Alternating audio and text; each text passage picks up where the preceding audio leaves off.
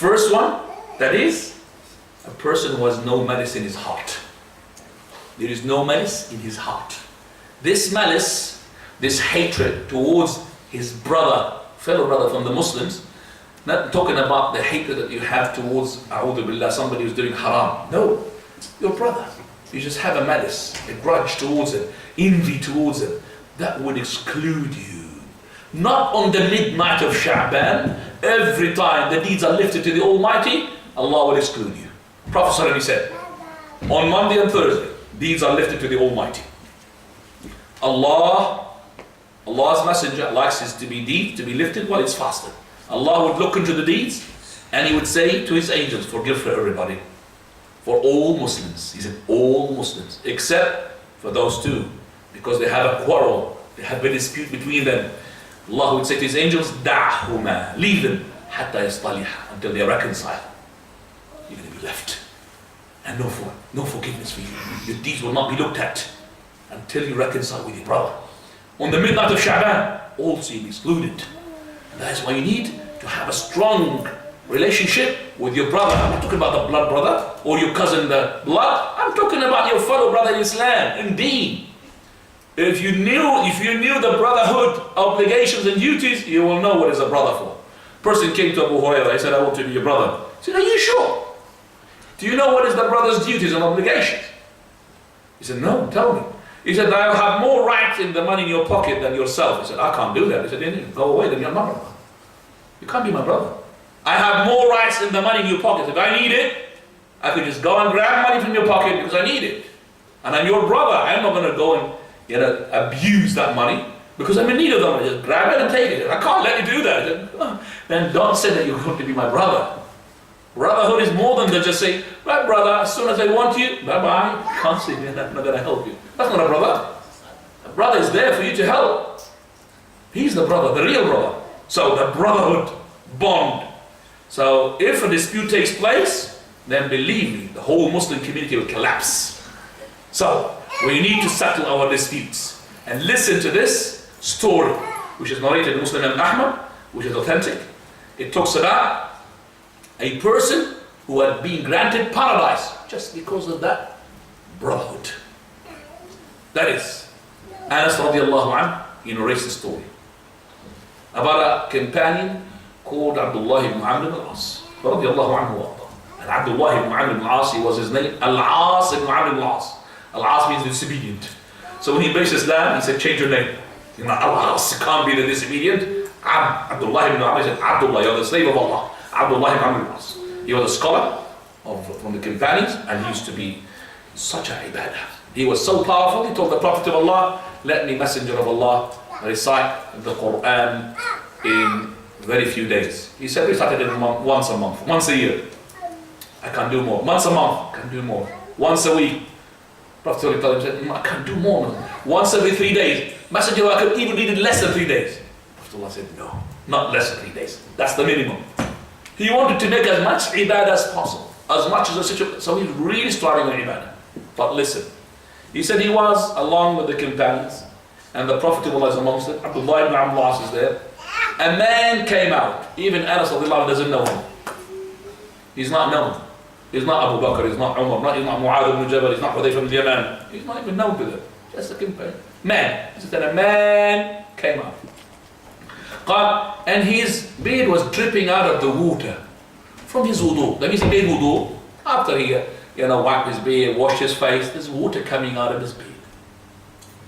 He had his sandals underneath his arm. Nothing really sort of special about that. And the Prophet he said, يَطْلُوا عَلَيْكُمُ الْآنَ رَجُلٌ مِنْ أَهْلِ الْجَنَّةِ. A man from the inhabitants of paradise will come out. That man came out. They looked at him, they don't know him, he's not Abu Bakr, he's not Umar. What's so special about him? Why is he being specified that he's going to be in paradise? So he didn't take any notice of that. Following day, Prophet of Allah said, يَطْلُوا عَلَيْكُمُ الْآنَ رَجُلٌ مِنْ أَهْلِ الْجَنَّةِ. Now, a person from the people of paradise will come out. So they waited. And it's the same man. And the same looks. His beard dripping out of water, his sandals like this. He's made wudu, and that's it. Nothing special. They don't know him. They didn't even have an effort to know his name. They don't know his name.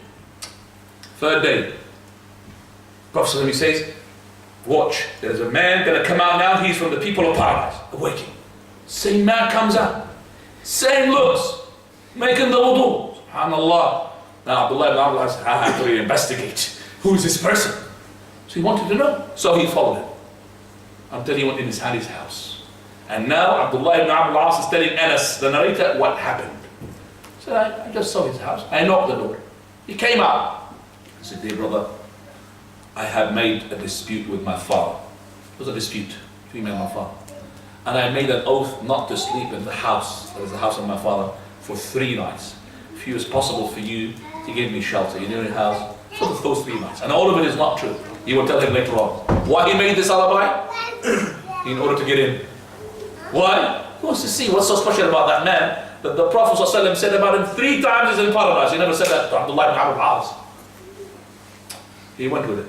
And it looks like that man was not married, because he could tell us what happens on the bed.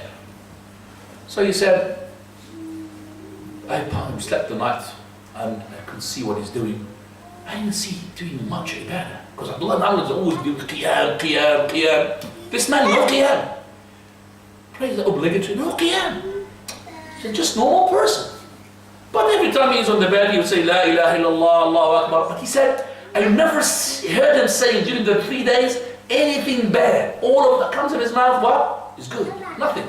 He does not backbite, nothing. So when the 3 nights had passed, and he said, وَكِدْتُ أَنْ أَحْتَقِرَ عَمَلًا, I almost even felt that what he's done, or what he's doing is insignificant. Nothing. He's not doing that much ibadah. It's not me. He's reciting MashaAllah Quran night over night, and fasting Monday and Thursday. He's not doing that. All of them.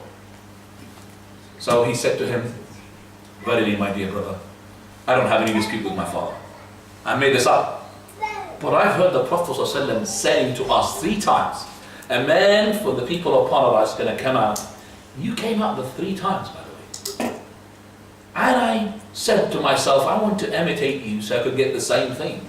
But I haven't seen you doing that much on the ibadah. What is that thing that you are being, that you've been specified with, that we don't know about, that Allah's messenger had said that you are from the people of paradise 3 times?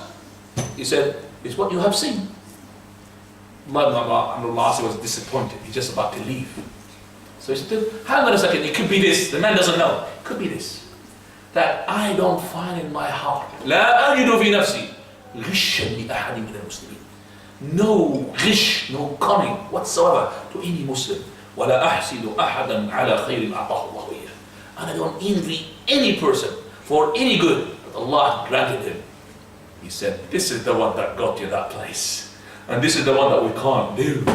That's Abdullah ibn Abdullah saying this, not I saying, we can't do. Brother, imagine that you are with a brother, he's your friend. And both of you come to the masjid, you have no cause whatsoever. You come on foot, sometimes you have your bikes. Suddenly that brother of yours, he comes with a nice Lamborghini, black one. What happens to your heart? I don't want the answer from you, but think, how did he get that? That's the first question you have to ask. I know he's financially skinned. How did he get that Lamborghini?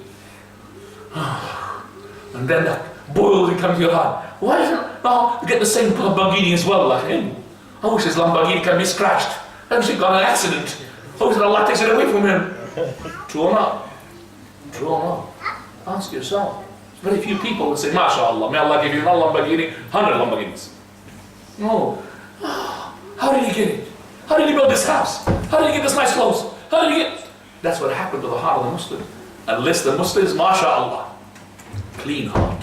As soon as he sees something, MashaAllah. That man, he said, I don't envy any Muslim for anything that Allah granted them. I don't have in my heart any cunning to whatsoever to any Muslim. He said, this is the one that got you the place. And this is the one that we are not able to do. And that's Abdullah ibn Abdullah. So when you have a heart empty from the malice and the grudge and the hatred and the envy, you get the place. That is, Allah will forgive you in the midnight of Shaban. So if you have a dispute with a brother now, settle it before the midnight of Shaban. Now, a dispute which is based upon dunya. Dunya matters. Like for example, you have made a transaction in a car or something, He gave you a car and he told you that mashallah is good, and then you found the air conditioning, the AC is not working. And you boycott him and you threaten him and you are settling down dunya matters. If it's to do with deen, no, keep that grudge. That means this person, you tell him, brother, don't shake your head, Allah, it's not from the sunnah. He says, no, it's good to shake my head. Allah. Brother, this is not really the religion. No, it's good to do that. Then boycott him. And hate him for the sake of Allah subhanahu wa ta'ala. After you have given him that advice and you start sending in people to talk to him, but he's still, and he's calling other people. This is the jihad. Allah, Allah, Allah. Who? So that person, no problem. Keep your grudge towards that deed. Not to the person, to what he does. But of course, don't never ever be stingy with your advice to him, because he's in need of your advice. So coming back. So the person, if he's got a dispute, especially with his kinship, brother, sister, father, mother, cousin, settle it now. Just a call. I'm not going to expect, for example, two people have been boycotting one another while you are listening to me for years. You cannot expect from you that you're going to hug him. I know that. Maybe you want to kill him, that's better for you, I know. But the Prophet ﷺ, he said, look at this. He said, when two Muslims yatahajaran, they've got 3 days. This is for the dunya was 3 days. Dunya was 3 days only. This is 3 days to cool down. But if you have passed the 3 days and none of you attempted to call the other or to make a contact with the other, both of you have made major sin. And if you boycotted him for 1 year, it's like you have slaughtered him, you killed him. Kasafki dami. It's like spilt his blood. So some people boycotted a person, he said, 10 years I haven't been talking to him. It's boasting about it. 10 years I haven't talked to him. MashaAllah, why? Well, he did not smile to myself that day. SubhanAllah, 10 years for that. 10 years because he did not pay me a visit because I paid him a visit. SubhanAllah. Is that because of that 10 years? Is that what you're boasting about? It's like you killed him. So brother, be courageous enough. Grab the phone and phone him. Prophet said, they will meet one another. فَيُعْرِضُ هَذَا وَيُعْرِضُ هَذَا. This person trying to turn away, like, I didn't see him. I don't see him. قَالْ وَخَيْرُهُمَا مَنْ يَبْدَأُ بِالسَّلَامِ. And the best of the two will start with what? Salam. Just say salam, ya akhi. Just salamu alaykum. Prophet didn't tell you smile, didn't tell you hug, didn't tell you invite. You say salam because there's something in the heart, isn't it? But the salam would cool things down. The following day would be kalam, salam kalam, talk. Then after that, invitation, and then things will come back together. But you can't expect from the one first day after years, I'll hug him. I know that you want to kill him, I know that. And he wants to kill you as well. But because of we say that we want the forgiveness from Allah subhanahu wa ta'ala, we need to have that courage. Give him a call. Send him a message now. Brother, I'm inviting you. Brother, I want to talk. If he doesn't really respond to the message, maybe don't say, look, I'm sending him a message, he's not sending back. That's it. No, give him a call. Maybe he didn't receive the message. Even if it was WhatsApp, you got 1 tick, 2nd tick.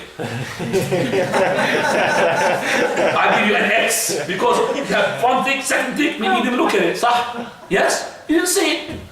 The 2nd tick that he received it, but doesn't mean he reads it. Inshallah, we have technology that he looked at it on his eyes. The 3rd tick.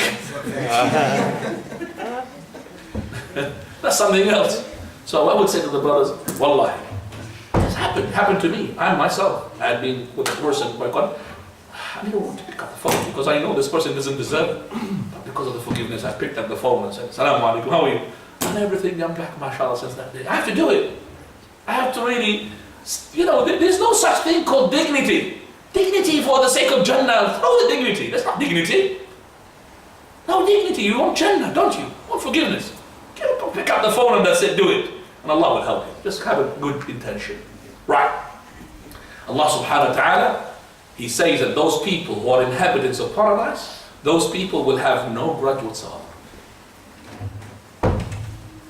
Allah subhanahu wa ta'ala, He says, إِنَّ الْمُتَّقِينَ فِي جَنَّاتٍ وَعُيُونٍ. Allah says, those who are pious, they are in jannat, springs, وَعُيُونٍ, and they are in gardens of paradise. قال ادخلوها بسلام آمنين.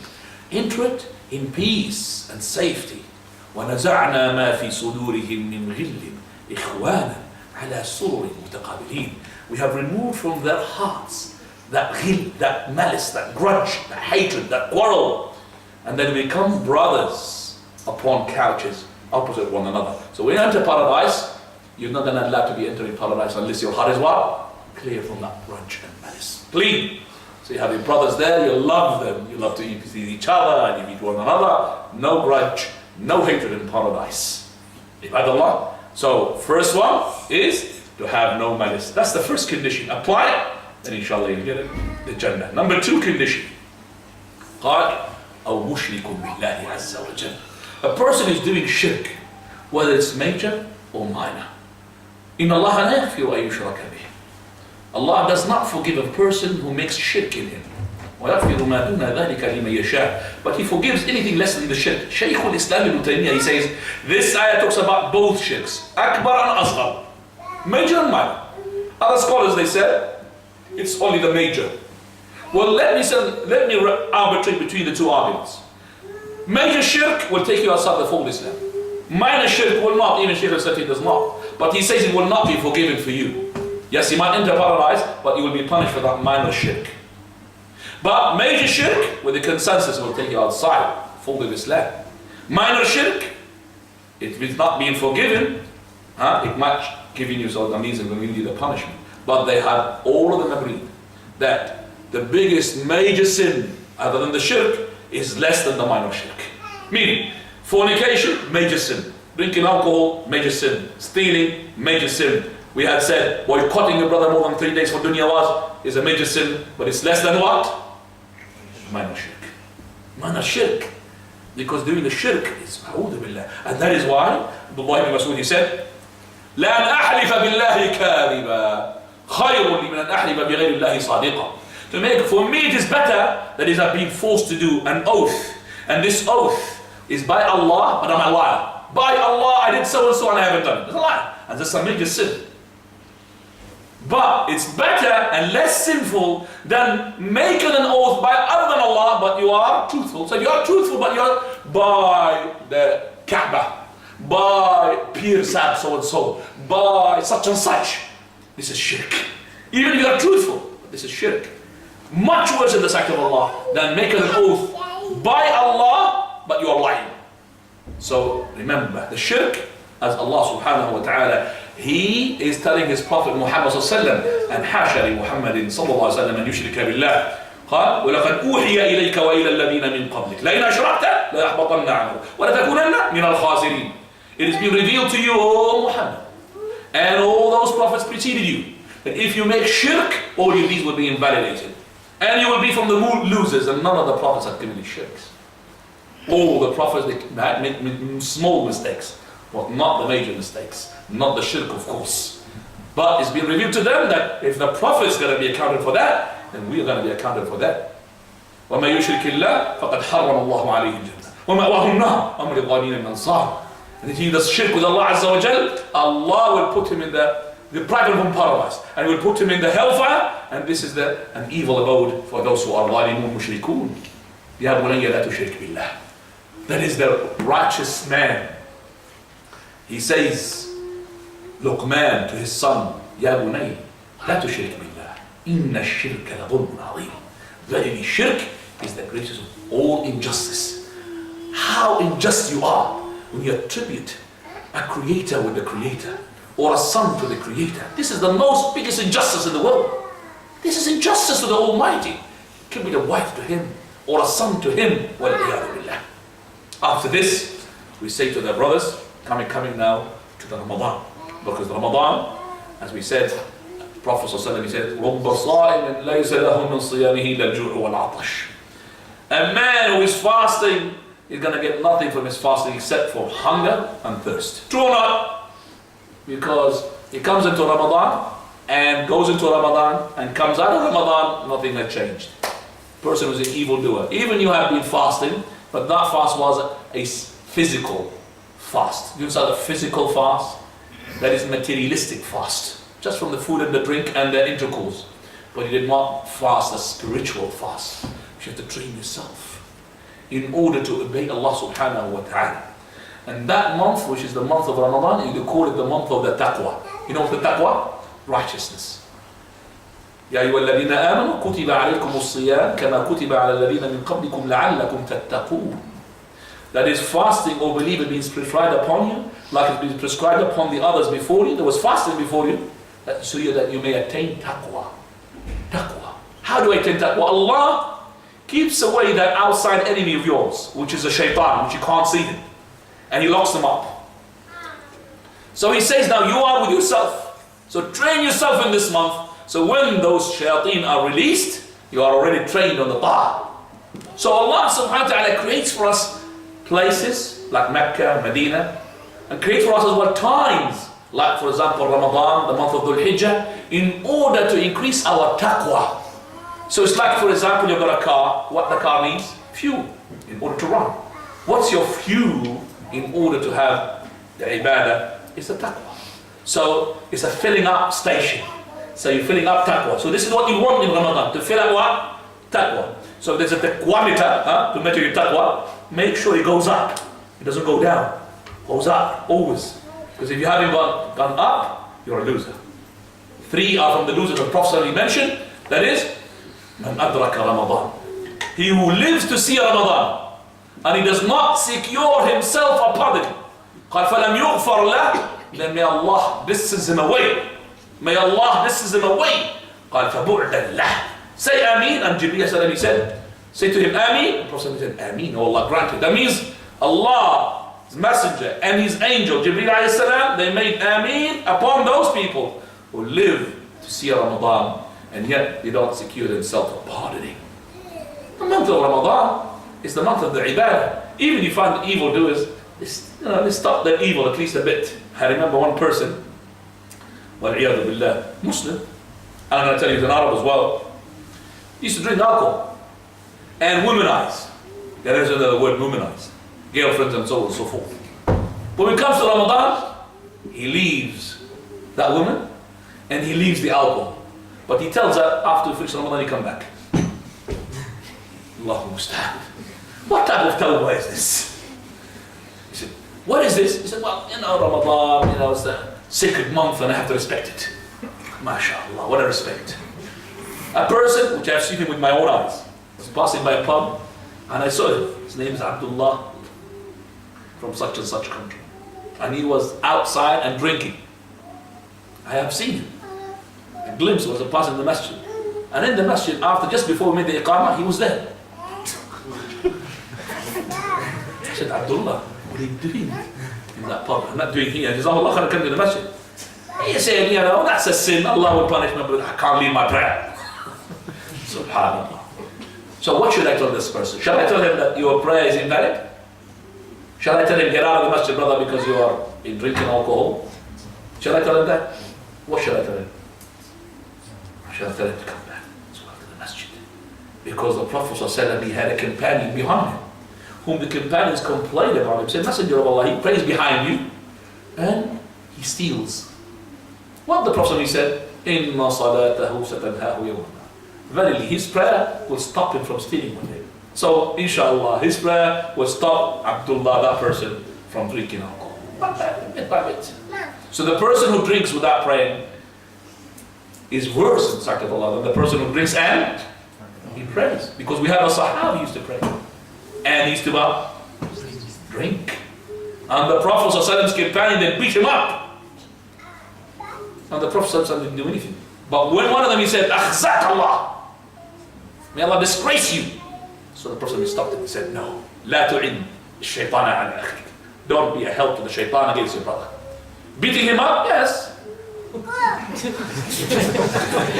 That's a Muslim state, by the way. The Muslim state. You have to be careful, huh? Beating him up, he didn't say anything. But for supplicating against it, he said, don't be a help to the shaitan. Not only that, he said, don't say that, for verily he loves Allah and his messenger. He could be drinking alcohol. I know for a fact, I know this person. And he told me about his past. And he's mashallah, he's a sheikh, mashallah. He said, the first time I came to the religion, he was a Muslim, but he came to commitment, I should say.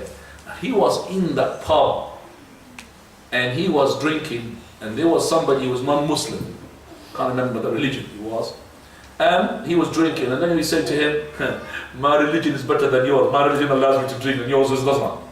He couldn't take it. He said, what are you talking about? My religion is better. No way. So he's still monotheistic, that person. And then he said, we had a fight, even with the glasses. Then after that, I knew my religion, what is it worth? So I left it. So even if you are a drunken person, we say to you, inshallah, if you pray, Allah will bring you back. We're not going to tell you, we're going to tell you stop drinking, but not to say to him, get out of the masjid. Can't say that. I know a person who would embrace Islam from people who are wicked, evildoers, Muslims. How? He's a Christian, and I know him. I know of him, I should say. And he's from the same country. But he was in this country. And he was in the university, which I used to go to the university to. And he used to hang out with some Muslim guys. He used to love to hang out with the Muslim guys. But those Muslim guys are naughty people. Women, drink, and everything. But he was a good person in terms of he does not go with girlfriends and he does not drink alcohol. He's got a principle. So he said one day, and he was sitting, and those Muslim bad guys, he's drinking and he's with the women. So he tell him to drink. He said, no way. And then one of them, he said, listen, I know that you don't drink. I know that you don't have the girlfriend. I do have women and I do drink. You're going to be in the hellfire regardless. I'm going to be maybe punished. I'm going to go to paradise. I'm monotheistic. When he said those words, even that person is an evil person, but it's true words. He said, what? I'm going to be in the hellfire regardless? And those people with their wickedness, they might go to paradise? He started investigating. And then he ended up, mashallah, the Sheikh. So his past is that he had entered Islam through those wicked people and became a better Muslim than them. But that guy, like what he said, you are going to be in the hellfire regardless what you do. No, it's good because you're going to get your reward in this dunya. People would say, what a nice person you are. But in the hereafter, it's only one, you worship Allah subhanahu. The monotheism, and I'm telling you, concentrate on Tawheed. Make sure that you don't have anything that would adulterate your Tawheed. That is, no ta'aweez, no abracadabraca. All these words. No, be careful. Make sure that you are upon Tawheed, monotheism. And the Tawheed is in three categories. Lordship, which everybody, even the non-Muslim will believe in it, except for the atheists and those people who believe in human being creation. But even the non-Muslim will believe that Allah is the provider, Allah is the Razak. But the Tawheed uluhiyyah, unity of worship, that you only directly worship to Allah, nobody else. And the third one, Tawheed al-Asma' wa Sifat. Allah has got the most beautiful names and attributes. أسأل الله سبحانه وتعالى أن ينفعنا بما قد سمعنا وآخر دعوانا الحمد لله رب العالمين. If you have any questions for the next 15 minutes, 20 minutes, that's okay about Jum'ah, inshallah, we'll go ahead with it. As for the second class, if there's a second class, we will talk about the etiquettes of fasting. We need to know what are the things that would break your fast. If you want to address me the questions, no problem, inshallah. If you haven't got questions, I'm going to ask you questions.